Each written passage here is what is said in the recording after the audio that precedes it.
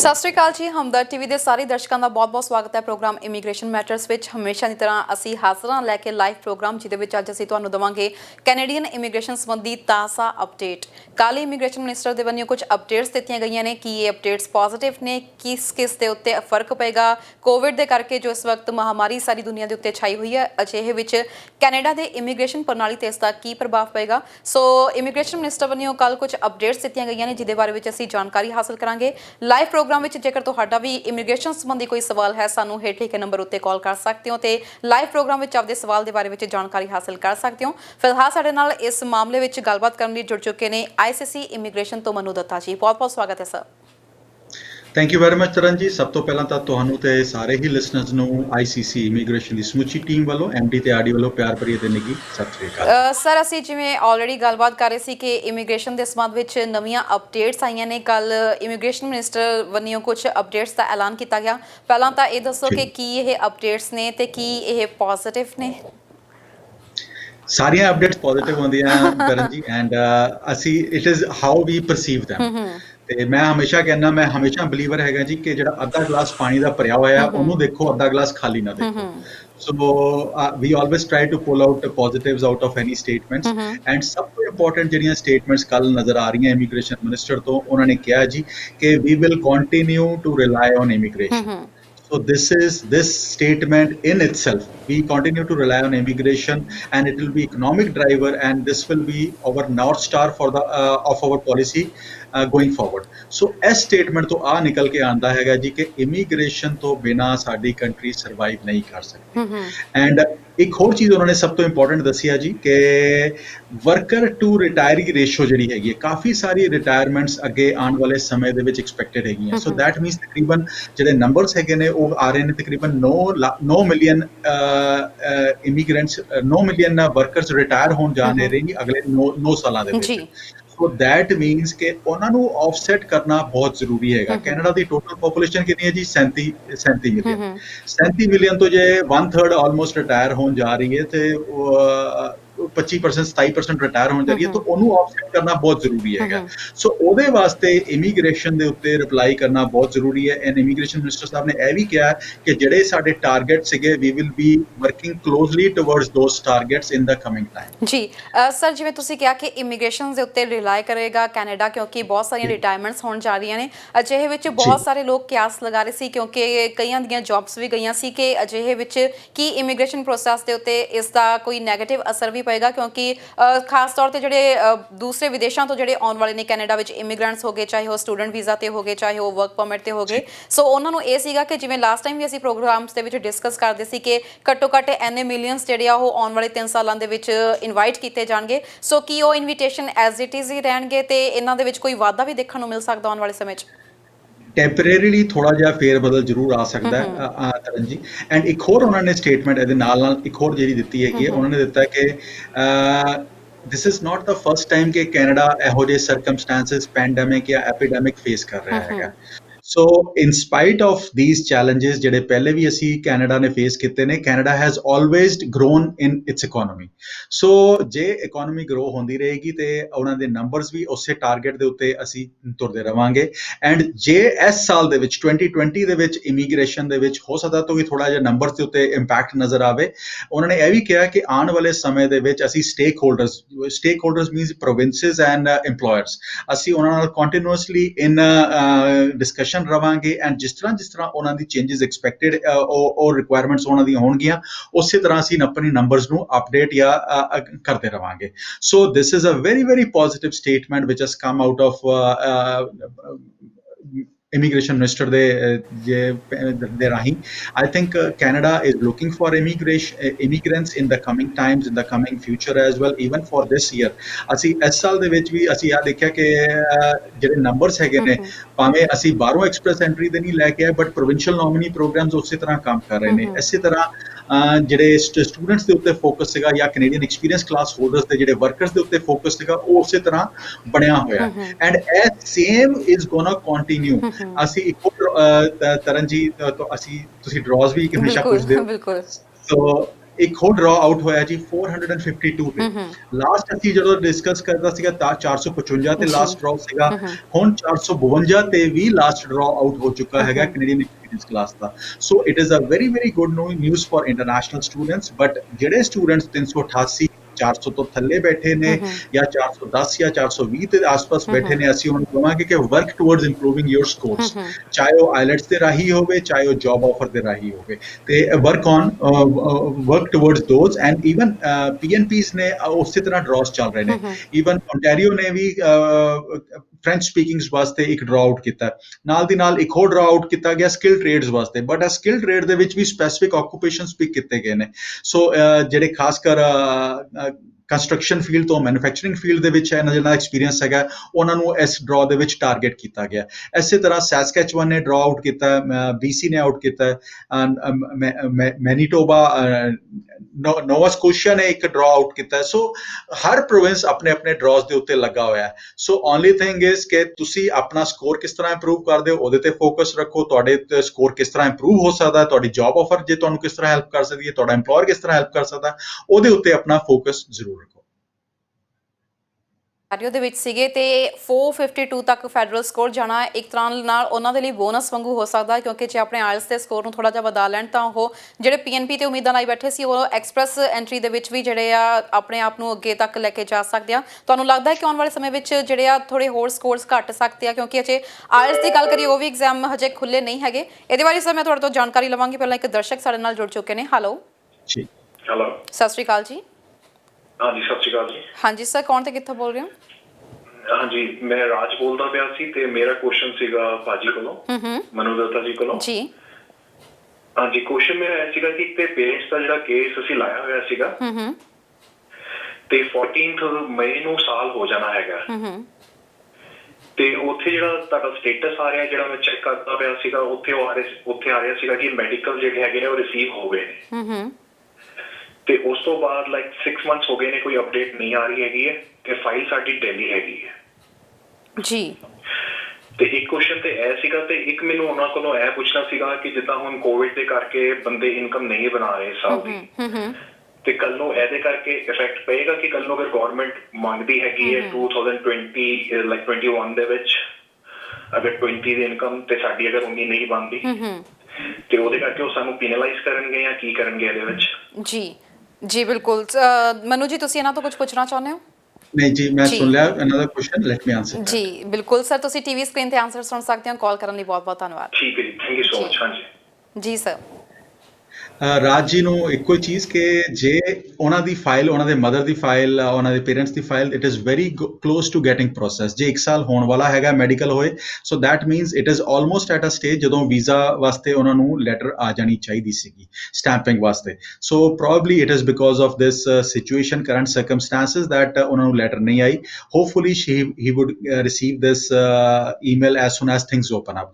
And ਇੱਕ ਚੀਜ਼ ਜ਼ਰੂਰ ਹੈਗੀ ਕਿ there could be another request for medical ਜੇ ਸਾਲ ਹੋ ਜਾਵੇ ਐਂਡ ਬਟ ਉਹਦੇ ਵਿੱਚ ਵੀ ਇਮੀਗ੍ਰੇਸ਼ਨ ਆਫਿਸਰਸ ਦੇ ਆਰ ਲੁਕਿੰਗ ਇਨਟੂ ਇਟ ਕਿ ਉਹ ਜੇ ਡਿਲੇ ਇਸ ਸਿਚੁਏਸ਼ਨ ਕਰਕੇ ਹੋਇਆ ਤੇ she might not be called for another medical so this is the current circumstances ਅਗਲੇ ਸਾਲ ਦੀ ਇਨਕਮ ਵਾਸਤੇ ਉਹ ਡਿਸਕਸ ਕਰ ਰਹੇ ਨੇ ਜੀ 21 ਦੇ ਵਿੱਚ ਜਾ ਸਕਦਾ ਹੈ ਕੇਸ ਐਂਡ ਜੇ 21 ਦੇ ਵਿੱਚ ਜਾਂਦਾ ਤੇ 2020 ਦੀ ਉਹਨਾਂ ਦੀ ਇਨਕਮ ਰਿਕੁਆਇਰਮੈਂਟਸ ਪੁੱਛੀ ਜਾ ਸਕਦੀ ਹੈ and but I am quite hopeful that it won't go till 2021 it would get probably resolved in this year ਜੀ ਸਰ ਇੱਕ ਆਪਾਂ ਜਿਹੜੇ ਟੌਪਿਕ ਤੇ ਡਿਸਕਸ ਕਰ ਰਹੇ ਸੀ ਉਹ ਤੋਂ ਥੋੜਾ ਜਿਹਾ ਹਟ ਕੇ ਇਹਨਾਂ ਦੇ ਨਾਲ ਰੈਲੇਵੈਂਟ ਹੈ ਕਿ ਕੁਐਸਚਨ ਇਹ ਵੀ ਹੈਗਾ ਕਿ ਜਿਨ੍ਹਾਂ ਨੇ ਇਸ ਵਕਤ PR ਤੋਂ ਬਾਅਦ ਸਿਟੀਜ਼ਨਸ਼ਿਪ ਲਈ ਅਪਲਾਈ ਕੀਤਾ ਹੋਇਆ ਸੀ ਤੇ ਉਸ ਤੋਂ ਬਾਅਦ ਇੰਡੀਆ ਹੁਣ ਜਾ ਚੁੱਕੇ ਨੇ ਤੇ ਇੰਡੀਆ ਦੇ ਵਿੱਚ ਕਿਸੇ ਤਰੀਕੇ ਨਾਲ ਫਸ ਗਏ ਨੇ ਤੇ ਹੁਣ ਜਿਵੇਂ ਕਿ ਅਸੀਂ ਜਾਣਦੇ ਹਾਂ ਕਿ ਫਲਾਈਟਸ ਅਜੇ ਨਹੀਂ ਆ ਰਹੀਆਂ ਹੈਗੀਆਂ ਜਾਂ ਨਹੀਂ ਟਾਈਮ ਮਿਲ ਪਾ ਰਿਹਾ ਜਾਂ ਕੋਈ ਵਾਰੀ ਨਹੀਂ ਮਿਲ ਪਾ ਰਹੀ ਇੱਥੇ ਆਉਣ ਲਈ ਵਾਪਸ ਤੇ ਜਿਨ੍ਹਾਂ ਦਾ ਉੱਥੇ ਐਗਜ਼ਾਮ ਦੀ ਡੇਟ ਆ ਚੁੱਕੀ ਹੈ ਉਹ ਹੁਣ ਕੀ ਕਰਨਗੇ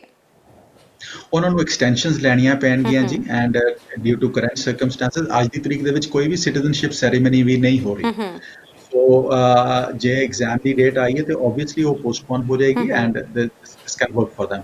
Moreover, ਜਿਹੜੇ ਜਿਨ੍ਹਾਂ ਨੇ ਸਿਟੀਜ਼ਨਸ਼ਿਪ ਦੀ ਐਪਲੀਕੇਸ਼ਨ ਲਗਾ ਦਿੱਤੀ ਹੈਗੀ ਹੈ, ਐਪਲੀਕੇਸ਼ਨ ਪ੍ਰੋਸੈਸ ਦੇ ਵਿੱਚ ਹੈਗੀ ਹੈ, ਉਹ ਭਾਵੇਂ ਕੈਨੇਡਾ ਦੇ ਵਿੱਚ ਰਹਿਣ, ਭਾਵੇਂ ਕੈਨੇਡਾ ਤੋਂ ਬਾਹਰ ਰਹਿਣ, ਔਰ ਦੈਟ ਇਜ਼ ਓਕੇ, ਬਿਕੋਜ਼ ਉਹ ਆਪਣਾ ਟਾਈਮ ਪੀਰੀਅਡ ਜਿਹੜਾ ਰਿਕੁਆਇਰਡ ਸੀਗਾ ਉਹ ਮੀਟ ਕਰ ਚੁੱਕੇ ਨੇ ਰਿਕੁਆਇਰਮੈਂਟਸ। ਜੀ ਸਰ, ਜਿਵੇਂ ਅਸੀਂ ਗੱਲ ਕਰ ਰਹੇ ਸੀ ਕਿ ਪੁਆਇੰਟਸ ਜਿਹੜੇ ਆ ਕਾਫੀ ਜ਼ਿਆਦਾ ਹੁਣ ਨੀਚੇ ਆ ਚੁੱਕੇ ਨੇ, ਕਿਉਂਕਿ ਕਿਸੇ ਟਾਈਮ 476 ਤੱਕ ਪਹੁੰਚ ਚੁੱਕੇ ਸੀ ਤੇ ਹੁਣ 452 ਤੱਕ ਆ ਚੁੱਕੇ ਨੇ। ਅਜਿਹੇ ਵਿੱਚ ਜਿਵੇਂ ਤੁਸੀਂ ਬਾਰ-ਬਾਰ ਸੁਜੈਸਟ ਕਰ ਰਹੇ ਸੀ ਕਿ ਆਪਣੇ ਆਇਲਟਸ ਸਕੋਰ ਨੂੰ ਆਪਣਾ ਹੋਰ ਇੰਪਰੂਵ ਕਰੋ, ਕੋਈ ਚਾਂਸਸ ਹੈਗੇ ਆ ਆਇਲਟਸ ਦੇ ਐਗਜ਼ਾਮਸ ਨੂੰ ਲੈ ਕੇ ਕਿ ਕਦੋਂ ਤੱਕ ਓਪਨ ਹੋ ਸਕਦੇ ਆ? ਮਈ ਤੱਕ ਦੀ ਐਕਸਪੈਕਟਡ ਸੀਗਾ ਕਿ ਮਈ ਦੇ ਵਿੱਚ ਖੁੱਲਣਗੀਆਂ, ਬਟ ਲੈਟ ਅਸ ਸੀ ਕਿ ਕਰੰਟ ਸਰਕਮਸਟੈਂਸਸ ਦੇ ਵਿੱਚ ਕਿਸ ਤਰ੍ਹਾਂ ਆਏਗਾ। ਜੀ ਬਿਲਕੁਲ, ਇੱਕ ਦਰਸ਼ਕ ਹੋਰ ਜੁੜ ਚੁੱਕੇ ਨੇ ਸਾਡੇ ਨਾਲ। ਹੈਲੋ ਜੀ, ਹੈਲੋ ਮੈਮ, ਸਤਿ ਸ਼੍ਰੀ ਅਕਾਲ ਜੀ। ਸਤਿ ਸ਼੍ਰੀ ਅਕਾਲ ਜੀ, ਕਿੱਥੋਂ ਬੋਲ ਰਹੇ ਹੋ ਸਰ? ਮੈਮ ਮੈਂ ਵੈਨਕੂਵਰ BC ਤੋਂ ਬੋਲ ਰਿਹਾ ਸੀ। ਬਹੁਤ ਬਹੁਤ ਸਵਾਗਤ ਹੈ ਪ੍ਰੋਗਰਾਮ 'ਚ। ਹਾਂਜੀ ਸਰ, ਕੀ ਪੁੱਛਣਾ ਚਾਹੁੰਦੇ ਹੋ? ਮੈਮ ਮੈਂ ਨਾ ਸਰ ਨਾਲ ਕੁਐਸਚਨ ਕਰਨਾ ਸੀਗਾ। ਮੈਂ ਆਲਰੇਡੀ ਨਾ ਅਪਲਾਈ ਕੀਤਾ ਸੀਗਾ ਲਾਸਟ ਈਅਰ ਨਵੰਬਰ ਦੇ ਵਿੱਚ 13 ਨੂੰ ਐਕਸਪ੍ਰੈਸ ਐਂਟਰੀ ਦੇ ਵਿੱਚ, ਤੇ ਸਟਿਲ ਮੈਮ 6 ਮੰਥਸ ਤੋਂ ਬਾਅਦ ਹੋ ਗਿਆ, ਬਟ ਮੈਨੂੰ ਕੋਈ ਅਪਡੇਸ਼ਨ ਨਹੀਂ ਆਈ। ਕੋਈ ਆਈਡੀਆ ਹੈਗਾ ਸਭ ਤੋਂ ਮੈਂ ਵੀ ਕਦੋਂ ਤੱਕ ਮੈਨੂੰ ਕੋਈ ਅਪਡੇਸ਼ਨ ਆ ਸਕਦੀ ਹੈ ਨਾ? ਜੀ ਮਨੂ ਜੀ, ਕੁਝ ਪੁੱਛਣਾ ਚਾਹੁੰਦੇ ਹੋ ਤੁਸੀਂ? ਇਹਨਾਂ ਦੀ ਫਾਈਲ ਪਿਕ ਹੋ ਚੁੱਕੀ ਹੈ, ਇਹਨਾਂ ਦਾ ਐਪਲੀਕੇਸ਼ਨ ਪ੍ਰੋਫਾਈਲ ਪਿਕ ਹੋ ਚੁੱਕਾ ਹੈ? ਸਰ ਤੁਹਾਡੀ ਪ੍ਰੋਫਾਈਲ ਪਿਕ ਹੋ ਚੁੱਕੀ ਹੈ? ਹਾਂਜੀ ਮੈਮ, ਮੈਨੂੰ ਇਨਵੀਟੇਸ਼ਨ ਵੀ ਆਇਆ, ਮੈਂ ਅਪਲਾਈ ਵੀ ਕੀਤਾ। ਮੈਂ ਜਿਹੜਾ ਮੈਂ ਫੈਡਰਲ ਸਕਿੱਲ ਟ੍ਰੇਡ ਪ੍ਰੋਗਰਾਮ ਆ ਉਹਦੇ ਵਿੱਚ ਅਪਲਾਈ ਕੀਤਾ ਸੀਗਾ ਜੀ। ਜੀ, ਫੈਡਰਲ ਸਰ ਸਕਿੱਲ ਟ੍ਰੇਡ ਦੇ ਵਿੱਚ ਇਹਨਾਂ ਨੇ ਪ੍ਰੋਫਾਈਲ ਪਿਕ ਹੋ ਗਿਆ ਇਹਨਾਂ ਦਾ? ਜੀ ਬਿਲਕੁਲ, ਕਹਿ ਰਹੇ ਨੇ ਪ੍ਰੋਫਾਈਲ ਵੀ ਪਿਕ ਹੋ ਚੁੱਕੀ ਹੈ। ਇਹ ਪ੍ਰੋਫਾਈਲ ਪਿਕ ਹੋ ਗਿਆ, he should just wait and be patient. It is probably because of ਉਸ ਤੋਂ ਬਾਅਦ ਕੋਈ ਅਪਡੇਟ ਨਹੀਂ ਹੈ। ਜੀ ਬਿਲਕੁਲ ਸਰ, ਤੁਸੀਂ ਟੀਵੀ ਸਕਰੀਨ ਤੇ ਆਨਸਰ ਸੁਣ ਸਕਦੇ ਹੋ। ਕਾਲ ਕੀਤੀ ਉਹਦੇ ਲਈ ਬਹੁਤ ਬਹੁਤ ਧੰਨਵਾਦ ਜੀ। ਸਰ ਕਹਿ ਰਹੇ ਨੇ ਕਿ ਮੈਡੀਕਲ ਵੀ ਕਲੀਅਰ ਹੋ ਚੁੱਕਿਆ ਤੇ ਬਟ ਅਜੇ ਤੱਕ ਕੋਈ ਅਪਡੇਸ਼ਨ ਨਹੀਂ ਆਈ ਹੈਗੀ। ਜੀ, ਜੇ ਇਹਨਾਂ ਦਾ ਮੈਡੀਕਲ ਵੀ ਕਲੀਅਰ ਹੋ ਚੁੱਕਾ ਹੈ, he is good to go. It is because of the current circumstances that visa stamping is getting delayed and he should just be patient and wait ਕਰਨ। ਜੀ ਸਰ, ਜਿਵੇਂ ਸਾਡੇ ਹੁਣੀ ਕਾਲਰ ਨੇ ਵੀ ਪੇਰੈਂਟਸ ਦੇ ਬਾਰੇ ਵਿੱਚ ਪੁੱਛਿਆ ਸੀ, ਇਹ ਕਿਹਾ ਜਾ ਰਿਹਾ ਸੀ ਕਿ ਅਪ੍ਰੈਲ ਤੱਕ ਇਸ ਵਾਰ ਜਿਹੜੀ ਪੈਰੈਂਟਲ ਪ੍ਰੋਗਰਾਮ ਸਪਾਂਸਰਸ਼ਿਪ ਪ੍ਰੋਗਰਾਮ ਨੂੰ ਲੈ ਕੇ ਜੈਨ ਦੇ ਵਿੱਚ ਮੋਸਟਲੀ ਜਿਹੜੀਆਂ ਓਪਨ ਹੁੰਦਾ ਆ, ਬਟ ਇਸ ਵਾਰੀ ਅਪ੍ਰੈਲ ਦੇ ਵਿੱਚ ਉਮੀਦ ਕੀਤੀ ਜਾ ਰਹੀ ਸੀ, ਪਰ ਅਪ੍ਰੈਲ ਮੰਥ ਵੀ ਲੰਘ ਗਿਆ ਡਿਊ ਟੂ ਕਰੋਨਾ ਵਾਇਰਸ। ਤੁਹਾਨੂੰ ਲੱਗਦਾ ਹੈ ਕਿ ਆਉਣ ਵਾਲੇ ਟਾਈਮ ਦੇ ਵਿੱਚ ਇਸ ਬਾਰੇ ਕੋਈ ਐਲਾਨ ਹੋ ਸਕਦਾ ਆ?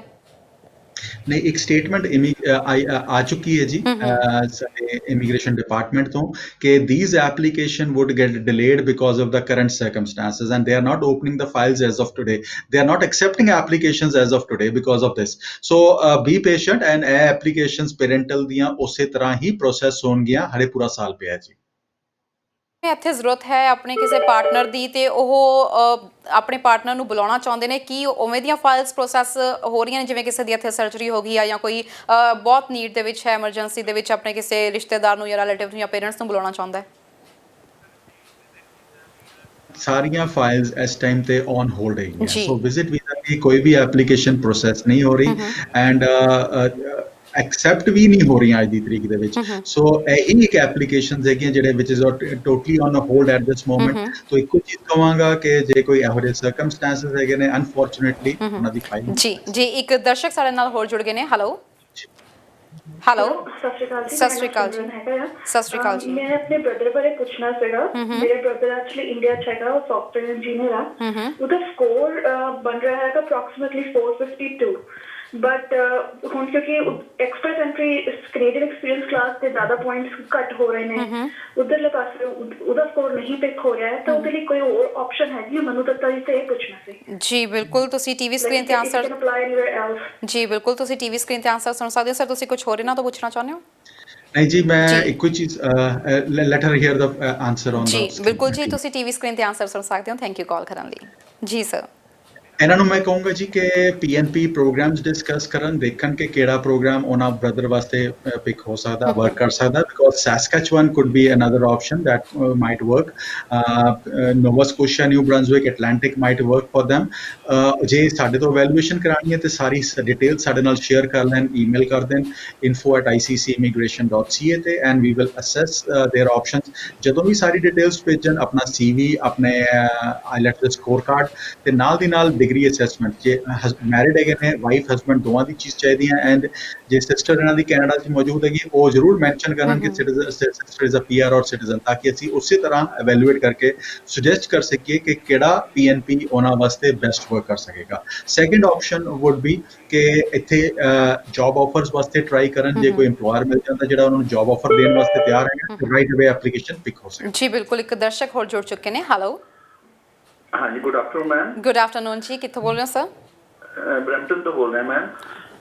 ਮੇਰਾ ਕੁਐਸਚਨ ਸੀ ਮੈਮ ਇੱਕ ਮਨੂ ਦੱਤਾ ਜੀ ਤੋਂ, ਜਿਹੜੇ ਪੇਰੈਂਟਸ ਤੇ ਗ੍ਰੈਂਡ ਪੇਰੈਂਟਸ ਦਾ ਜਿਹੜਾ ਪੀਆਰ ਦੀ ਐਪਲੀਕੇਸ਼ਨ ਵਾਸਤੇ ਜਨਵਰੀ ਚ ਨਿਕਲਦਾ ਹੁੰਦਾ ਸੀ ਲਾਟ, ਉਹ ਕਦੋਂ ਤੱਕ ਹੈ ਪੋਸੀਬਿਲਿਟੀ ਵੀ ਦੁਬਾਰਾ ਰਿਓਪਨ? ਸਰ ਅਸੀਂ ਤੁਹਾਡੇ ਪੁੱਛਣ ਤੋਂ ਪਹਿਲਾਂ ਹੀ ਇਹ ਚੀਜ਼ ਹੁਣੇ ਡਿਸਕਸ ਕਰਕੇ ਹਟੇ ਹਾਂ, ਸ਼ਾਇਦ ਤੁਸੀਂ ਪ੍ਰੋਗਰਾਮ ਥੋੜਾ ਜਿਹਾ ਲੇਟ ਲਗਾਇਆ। ਤੁਸੀਂ ਫੇਸਬੁੱਕ ਤੇ ਸਕਰੋਲ ਕਰਕੇ ਬੈਕ ਤੇ ਦੇਖ ਸਕਦੇ ਹੋ। ਇੱਕ ਵਾਰੀ ਮਨੂ ਦੱਤਾ ਜੀ ਤੋਂ ਅਸੀਂ ਦੁਬਾਰਾ ਵੀ ਪੁੱਛ ਲੈਂਦੇ ਹਾਂ। Thank you so much call ਕਰਨ ਲਈ। ਓਕੇ, ਥੈਂਕ ਯੂ ਜੀ ਸਰ।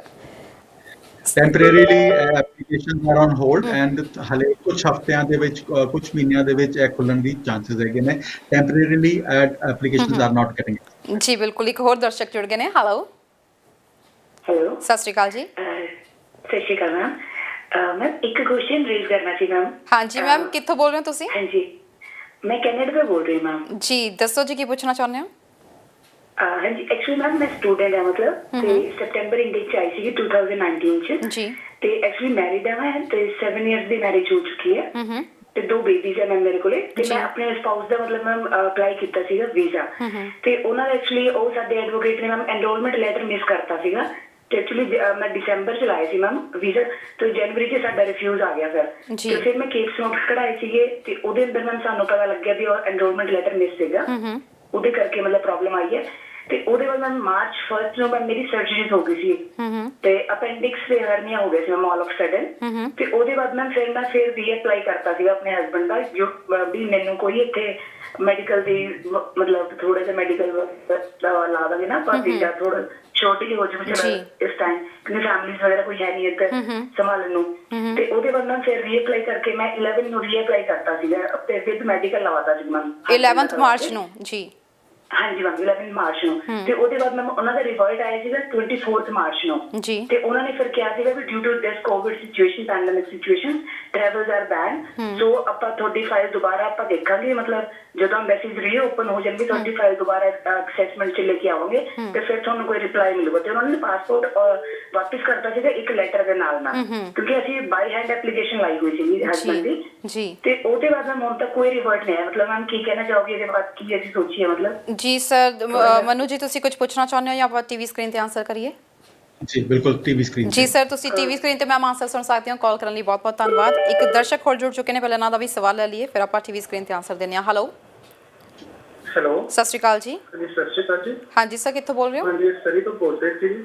ਹਾਂਜੀ ਸਰ, ਕੀ ਪੁੱਛਣਾ ਚਾਹੁੰਦੇ ਹੋ? ਰੱਖੋ ਸਵਾਲ। ਆਪਣਾ ਇਹ ਕੁਐਸਚਨ ਸੀਗਾ ਕਿ ਸਾਡੇ ਨਾ ਪਾਸਪੋਰਟ ਪੀਆਰ ਦੀ 13 ਮਾਰਚ ਦੇ ਉਹਨਾਂ ਨੇ ਮੰਗੇ ਹੋਏ ਨੇ, ਤੇ ਹੁਣ ਤੱਕ ਆਏ ਨਹੀਂ ਹੈ। ਪੁੱਛਣਾ ਸੀਗਾ ਕਿੰਨਾ ਟਾਈਮ ਲੱਗੇਗਾ?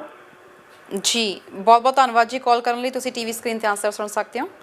ਜੀ ਸਰ, ਆਪਾਂ ਇਸ ਤੋਂ ਪਹਿਲਾਂ ਮੈਮ ਦਾ ਆਨਸਰ ਦੇ ਦਈਏ ਕਿ ਜਿਨ੍ਹਾਂ ਦੇ ਹਸਬੈਂਡ ਦੀ ਇਸ ਵਕਤ ਫਾਈਲ ਜਿਹੜੀ ਆ ਉਹਦੇ ਬਾਰੇ ਵਿੱਚ ਜਾਣਕਾਰੀ ਲੈਣਾ ਚਾਹੁੰਦੇ ਨੇ। ਤਰਨ ਉਹਨਾਂ ਨੂੰ ਵੇਟ ਕਰਨਾ ਪਏਗਾ, ਸਰਕਮਸਟੈਂਸਸ ਖੁੱਲਣਗੇ, ਸਿਚੁਏਸ਼ਨ ਖੁੱਲਣਗੀਆਂ, ਲਾਕਡਾਊਨ ਖੁੱਲਣਗੇ, ਤੇ ਤਾਂ ਹੀ ਉਹਨਾਂ ਦੇ ਹਸਬੈਂਡ ਦੀ ਸਪਾਊਸ ਦੀ ਐਪਲੀਕੇਸ਼ਨ ਪ੍ਰੋਸੈਸ ਹੋ ਸਕੇਗੀ। ਜੀ। She would have to be patient and she would have to wait. ਜੀ। ਤੇ ਸਰ ਜਿਹੜੇ ਕਹਿ ਰਹੇ ਸੀ ਕਿ ਉਹਨਾਂ ਦੀ 13 ਮਾਰਚ ਨੂੰ ਪੀਆਰ ਲਈ ਪਾਸਪੋਰਟਸ ਗਏ ਹੋਏ ਨੇ, ਤੇ ਅਜੇ ਤੱਕ ਕੋਈ ਅਪਡੇਸ਼ਨ ਨਹੀਂ ਆਈ ਹੈਗੀ, ਉਹਦੇ ਬਾਰੇ ਵਿੱਚ ਕੋਈ ਅਪਡੇਸ਼ਨ ਹੋਵੇ ਕਦੋਂ ਤੱਕ? ਐਪਲੀਕੇਸ਼ਨਸ ਪ੍ਰੋਸੈਸ ਹੋ ਰਹੀਆਂ ਐਂਡ ਜਸਟ ਵੇਟ, ਜੀ ਬੀ ਬਿਲਕੁਲ ਪੇਸ਼ੈਂਟ। ਬਿਲਕੁਲ ਜੀ। ਇੱਕ ਦਰਸ਼ਕ ਹੋਰ ਜੁੜ ਗਏ ਨੇ। ਹੈਲੋ, ਹੈਲੋ, ਹਾਂਜੀ ਮੈਮ, ਮੈਂ ਤੁਹਾਨੂੰ ਹੁਣ ਐਕਸਪਲੇਨ ਕੀਤੀ ਸੀ ਸਿਚੁਏਸ਼ਨ, ਐਕਚੁਅਲੀ ਫੋਨ ਕਰ ਲਿਆ ਸੀ ਮੈਮ। ਜੀ ਮੈਮ, ਤੁਸੀਂ ਟੀਵੀ ਸਕਰੀਨ ਤੇ ਆਨਸਰ ਸੁਣ ਸਕਦੇ ਹੋ। ਤੇ ਮਨੂ ਦੱਤਾ ਜੀ ਨੇ ਇਹੀ ਕਿਹਾ ਹੈ ਕਿ ਤੁਹਾਨੂੰ ਥੋੜਾ ਵੇਟ ਕਰਨਾ ਪੈਣਾ ਡਿਊ ਟੂ ਕੋਵਿਡ, ਇਹਦੇ ਕਰਕੇ ਜੋ ਸਿਚੁਏਸ਼ਨ ਬਣੀ ਪਈ ਹੈ ਥੋੜੀ ਜਿਹੀ ਵੇਟ ਕਰਨੀ ਪੈਣੀ ਹੈ। Thank you so much call ਕਰਨ ਦੇ ਲਈ।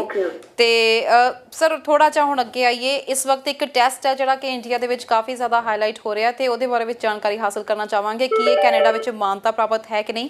ਗੱਲ ਕਰ ਰਹੇ ਹਾਂ ਡੂਓਲਿੰਗੋ ਟੈਸਟ ਦੇ ਬਾਰੇ ਵਿੱਚ, ਇਹਦੇ ਬਾਰੇ ਜਾਣਕਾਰੀ ਹਾਸਲ ਲਵਾਂਗੇ ਕਰਾਂਗੇ ਤੁਹਾਡੇ ਤੋਂ, ਪਰ ਇੱਕ ਕਾਲਰ ਹੋਰ ਜੁੜ ਚੁੱਕੇ ਨੇ। ਹੈਲੋ ਜੀ। ਹਾਂਜੀ, ਸਤਿ ਸ਼੍ਰੀ ਅਕਾਲ ਜੀ। ਸਤਿ ਸ਼੍ਰੀ ਅਕਾਲ ਜੀ, ਕਿੱਥੋਂ ਬੋਲ ਰਹੇ ਹੋ ਸਰ? ਮੈਂ ਨਾ ਕੈਲੀਫੋਰਨੀਆ ਤੋਂ ਬੋਲ ਰਿਹਾ ਸੀ। ਹਾਂਜੀ ਸਰ, ਦੱਸੋ ਕੀ ਪੁੱਛਣਾ ਚਾਹੁੰਦੇ ਹੋ? ਤੇ ਉਹ ਆਪਣੇ ਨਾ ਇੱਕ ਮੇਰਾ ਬੇਟਾ ਸੀ, ਉਹਦਾ ਮੈਂ ਅਪਲਾਈ ਕੀਤਾ ਸੀਗਾ ਜੀ। ਸਰ ਕੈਲੀਫੋਰਨੀਆ ਦੇ ਬਾਰੇ ਵਿੱਚ ਤੁਸੀਂ ਗੱਲ ਕਰ ਰਹੇ ਹੋ, ਅਮਰੀਕਾ ਦੇ ਬਾਰੇ ਵਿੱਚ? ਹਾਂਜੀ ਹਾਂਜੀ, ਉਹਨਾਂ ਦਾ ਅਮਰੀਕਾ ਲਈ ਅਪਲਾਈ ਕੀਤਾ ਸੀ ਜਾਂ ਕੈਨੇਡਾ ਲਈ? ਅਮਰੀਕਾ ਵਾਸਤੇ ਜੀ। ਨਹੀਂ ਸਰ, ਅੱਜ ਅਸੀਂ ਕੈਨੇਡਾ ਇਮੀਗ੍ਰੇਸ਼ਨ ਬਾਰੇ ਡਿਸਕਸ ਕਰ ਰਹੇ ਹਾਂ। ਅਮਰੀਕਾ ਬਾਰੇ ਤੁਸੀਂ ਮੰਡੇ ਨੂੰ ਕਾਲ ਕਰ ਸਕਦੇ ਹੋ, ਸੋਮਵਾਰ ਨੂੰ 3 ਤੋਂ ਲੈ ਕੇ 4 ਵਜੇ ਦੇ ਵਿੱਚ। ਥੈਂਕ ਯੂ ਸੋ ਮਚ ਅੱਜ ਕਾਲ ਕਰਨ ਲਈ। ਜੀ ਸਰ, ਅੱਜ ਅਸੀਂ ਗੱਲ ਕਰ ਰਹੇ ਸੀ ਅੱਜ ਡੂਓਲਿੰਗੋ ਟੈਸਟ ਦੇ ਬਾਰੇ ਵਿੱਚ। ਇਹਦੇ ਬਾਰੇ ਵਿੱਚ ਕੋਈ ਜਾਣਕਾਰੀ ਜ਼ਰੂਰ ਦਿਵੋ ਕਿ ਇਹ ਕੈਨੇਡਾ ਵਿੱਚ ਵੈਲਿਡ ਹੈ, ਤੇ ਕੌਣ ਇਹ ਟੈਸਟ ਜਿਹੜਾ ਉਹ ਦੇ ਸਕਦਾ ਹੈ, ਕਿਉਂਕਿ ਬਹੁਤ ਜ਼ਿਆਦਾ ਅੱਜ ਕੱਲ੍ਹ ਇਹ ਟੈਸਟ ਚਰਚਾ ਵਿੱਚ ਆਇਆ ਹੋਇਆ। ਤਰਨ, ਪਤਾ ਕੀ ਹੈ, ਇੰਡੀਆ ਦੇ ਵਿੱਚ ਪੋਪੂਲੇਸ਼ਨ ਬਹੁਤ ਜ਼ਿਆਦਾ ਹੈਗੀ ਹੈ ਐਂਡ ਉੱਥੇ ਜਿਹੜੇ ਏਜੰਟ ਬੈਠੇ ਨੇ ਉਹ ਲੋਕਾਂ ਨੂੰ ਬੇਵਕੂਫ ਬਣਾਉਣ ਤੋਂ ਨਹੀਂ ਹਟਦੇ। ਜੀ ਸਰ, ਇਹਦੇ ਬਾਰੇ ਗੱਲ ਕਰਾਂਗੇ। ਇੱਕ ਦਰਸ਼ਕ ਪਹਿਲਾਂ ਹੋਰ ਜੁੜ ਚੁੱਕੇ ਨੇ। ਹੈਲੋ ਹੈਲੋ ਹੈਲੋ ਜੀ, ਸ਼ਾਇਦ ਡਿਸਕਨੈਕਟ ਹੋ ਗਿਆ ਫੋਨ। ਜੀ sir. And second of all ਜਿਹੜਾ ਡੂਓਲਿੰਗੋ ਟੈਸਟ ਹੈਗਾ ਉਹ ਸਿਰਫ ਸਟੂਡੈਂਟ ਵਾਸਤੇ ਵਰਕ ਕਰਦਾ ਹੈ, ਬਿਕੋਜ਼ ਕੁਝ ਕਾਲਜਿਸ ਹੈਗੇ ਨੇ ਜਿਹੜੇ ਇੰਗਲਿਸ਼ ਦੇ ਐਕਸੈਸ ਟੈਸਟ ਵਾਸਤੇ PTE ਨੂੰ ਵੀ ਐਕਸੈਪਟ ਕਰਦੇ ਨੇ, ਡੂਓਲਿੰਗੋ ਨੂੰ ਵੀ ਐਕਸੈਪਟ ਕਰਦੇ ਨੇ। as far as immigration is concerned, ਕੋਈ ਵੀ changes ਨਹੀਂ ਹੈਗੀਆਂ so far, only IELTS and CELPIP, these are the only two tests that are being accepted for immigration purposes to Canada. ਹਾਂ, college admission ਵਾਸਤੇ absolutely Duolingo work ਕਰ ਸਕਦਾ ਹੈਗਾ। ਮੈਂ ਹਮੇਸ਼ਾ ਕਹਿੰਦਾ ਕਿ ਜਦੋਂ ਵੀ ਤੁਸੀਂ ਕੋਈ ਇਹੋ ਜਿਹੀ ਚੀਜ਼ ਆਵੇ ਜਿਹੜਾ ਇੱਕ ਇਹੋ ਜਿਹਾ ਚੀਜ਼ ਤੁਹਾਨੂੰ ਕਨਫਿਊਜ਼ਿੰਗ ਲੱਗੇ ਤੇ ਕਿਸੇ ਕੰਸਲਟੈਂਟ ਲਾਇਰ ਜਿਹੜੇ ਕੈਨੇਡਾ ਮਨਜ਼ੂਰਸ਼ੁਦਾ ਹੈਗੇ ਨੇ ਉਹਨਾਂ ਨੂੰ ਪੁੱਛੋ ਤਾਂ ਕਿ ਤੁਹਾਨੂੰ ਸਹੀ ਇਨਫੋਰਮੇਸ਼ਨ ਮਿਲ ਸਕੇ। ਜਿਹੜੇ ਏਜੰਟਸ ਉੱਥੇ ਬੈਠੇ ਹੋਏ ਨੇ ਜਿਨ੍ਹਾਂ ਦਾ ਪਰਪਸ ਹੈਗਾ ਕਿ ਤੁਹਾਨੂੰ ਬਸ ਇੱਕ ਰਾਹੇ ਪਾਤਾ ਕਿ ਡੂਓਲਿੰਗੋ ਵਾਲੇ ਪਾਸੇ ਚਲਾਤਾ, ਉਹ they are making money out of this, because ਉਹਦੀ ਤਿਆਰੀ ਕਰਨ ਦੇ, ਉਹਦੇ ਐਗਜ਼ਾਮ ਦੇ ਪੈਸੇ ਤੁਹਾਡੇ ਤੋਂ ਗੈਦਰ ਕਰਨ। ਜੀ ਬਿਲਕੁਲ ਸਰ, ਇਹਦੇ ਬਾਰੇ ਥੋੜੀ ਜਿਹੀ ਮੈਂ ਤੁਹਾਡੇ ਤੋਂ ਹੋਰ ਜਾਣਕਾਰੀ ਲਵਾਂਗੀ। ਇੱਕ ਦਰਸ਼ਕ ਪਹਿਲਾਂ ਹੋਰ ਜੁੜ ਚੁੱਕੇ ਨੇ। ਹੈਲੋ ਹੈਲੋ, ਸਤਿ ਸ਼੍ਰੀ ਅਕਾਲ ਜੀ। ਸਤਿ ਸ਼੍ਰੀ ਅਕਾਲ ਜੀ, ਕਿੱਥੋਂ ਬੋਲ ਰਹੇ ਹੋ ਜੀ? ਜੀ ਮੈਂ ਵਿਨੀਪੈਗ ਤੋਂ ਬੋਲਦਾ ਸੀ। ਹਾਂਜੀ ਸਰ, ਦੱਸੋ ਕੀ ਪੁੱਛਣਾ ਚਾਹੁੰਦੇ ਹੋ? ਮੈਂ ਨਾ ਸਪਾਊਸ ਵੀਜ਼ੇ ਬਾਰੇ ਪੁੱਛਣਾ ਸੀਗਾ। ਮੇਰੀ ਵਾਈਫ ਦੀ ਫਾਈਲ ਲੱਗੀ ਸੀ ਤੇ ਉਹਨਾਂ ਦਾ ਨਾ ਜਿਵੇਂ ਫਾਈਲ ਡਨ ਹੋ ਗਈ, ਮੈਡੀਕਲ ਡਨ ਹੋਏ, ਜਿਵੇਂ ਅਗਸਤ 'ਚ ਹੋਇਆ ਸੀਗਾ 2019 ਦੇ ਵਿੱਚ, ਤੇ ਹੁਣ ਜਿਵੇਂ ਡਿਸੀਜਨ ਮੇਡ ਆ ਰਿਹਾ ਸੀਗਾ ਫਾਈਲ ਦੇ 2 ਫਰਵਰੀ ਦਾ, ਤੇ ਉਸ ਤੋਂ ਬਾਅਦ ਹੁਣ ਮੈਂ ਉਹ ਪੁੱਛਣਾ ਸੀਗਾ ਕਿ ਜਿਵੇਂ ਉਹ ਪਾਸਪੋਰਟ ਦੀ ਜਿਵੇਂ ਕਿੰਨੇ ਟਾਈਮ ਦੇ ਵਿੱਚ ਮੰਗ ਸਕਦੇ ਆ। ਕਰੋਨਾ ਵਾਇਰਸ COVID-19 ਕਰਕੇ ਪਹਿਲਾਂ ਉਹ ਜਿਵੇਂ ਪਾਸਪੋਰਟ ਮੰਗ ਰਹੇ ਆ ਕਿ ਇਹਦੇ ਰੁਕੇ ਹੋਏ ਆ। ਜੀ ਬਿਲਕੁਲ ਜੀ, ਤੁਸੀਂ ਟੀਵੀ ਸਕਰੀਨ ਤੇ ਆਨਸਰ ਸੁਣ ਸਕਦੇ ਹੋ। ਕਾਲ ਕਰਨ ਲਈ ਬਹੁਤ ਬਹੁਤ ਧੰਨਵਾਦ ਸਰ। ਕਰੋਨਾ ਵਾਇਰਸ ਨੇ ਬਹੁਤ ਜਣਿਆਂ ਦੇ ਕੇਸਿਸ ਜਿਹੜੇ ਆ ਉਹ ਅੱਧ ਵਿਚਕਾਰ ਲਟਕਾ ਕੇ ਰੱਖ ਦਿੱਤੇ ਨੇ। ਤਰਨ, ਪਤਾ ਕੀ ਹੈ, ਦਿਸ ਵਾਜ਼ ਅਨਪ੍ਰੈਸੀਡੈਂਟਡ, ਨੋਬਡੀ ਥੌਟ ਕਿ ਇਹੋ ਜਿਹੀ ਸਿਚੁਏਸ਼ਨ ਆ ਵੀ ਸਕਦੀ ਹੈ।